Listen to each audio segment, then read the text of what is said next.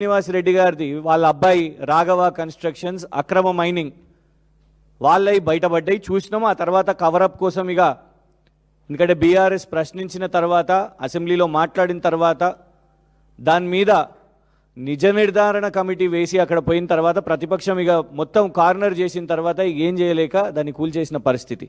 కానీ ఒట్టి మీరే చేసుకుంటారా, మంత్రులు మీరే చేసుకుంటారా, ముఖ్యమంత్రి కార్యాలయంలో నేను ఇంత ముఖ్యంగా ఉన్నాను, పాత సోపతి నాది ముఖ్యమంత్రి గారితోని నేను చేసుకోవద్దా అని వారి అత్యంత సన్నిహితులు వేం నరేందర్ గారు కూడా, ఎందుకంటే గతంలో ఇద్దరు కలిసి కేసులో ఉన్నవారు, ద ఫేమస్ ఓటుకు నోటు కేసులు, ఆ 50 లక్షల రూపాయలు రేవంత్ రెడ్డి గారికి ఇచ్చింది వేం నరేందర్ గారే అని కూడా అప్పుడు వారి మీద విచారణ జరిగింది. మరి ఇప్పుడు నేను కూడా పైసలు చేసుకోవాలి కదా, ఓన్లీ వీళ్ళే చేసుకుంటారా, మంత్రులే చేసుకుంటారా, నువ్వే చేసుకుంటావా, మీ బ్రదర్సే చేసుకుంటారా, నేనేం పాపం చేసినా అని వేం నరేందర్ గారు కూడా ఇదే పనిలో పడ్డారు అని స్పష్టంగా కనబడుతున్నది. వీరు వేం నరేందర్ గారి అబ్బాయి వేం కృష్ణ భార్గవ్ గారు, వేం నరేందర్ రెడ్డి గారి అబ్బాయి వేం కృష్ణ భార్గవ్ రెడ్డి గారు, వేం కృష్ణ భార్గవ్ రెడ్డి గారు. వీరు మాలామాదిగా కాదు. కానీ విచిత్రం ఏంటంటే వేం కృష్ణ భార్గవ్ గారి పేరు మీద ఇన్ని అసైన్డ్ భూములు, ఇది భూభారతిలోకి వెళ్ళి తీసుకున్నదే. వేం Krishna Bhargav father Vem Narender Reddy, assigned land type ఒకటి కాదు రెండు కాదు, ఇవ్వండి ఇదొకటి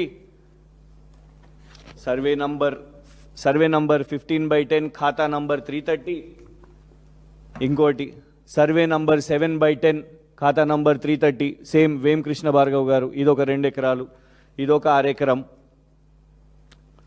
ఇది ఇంకొక ఎకరం, సేమ్ ఇగోండి అసైన్డ్ ల్యాండ్ వేం కృష్ణ భార్గవ్ గారు. ఇలా ఎకరాలు 1 2 3 ఎన్ని పాస్బుక్లు తీసినాం, 4 5 6 7 ఇగోండి మొత్తం కొలాబరేటెడ్గా వేం కృష్ణ భార్గవ్ గారి పేరు మీద అసైన్డ్ భూములు వేం నరేందర్ రెడ్డి గారి అబ్బాయి పేరు మీద.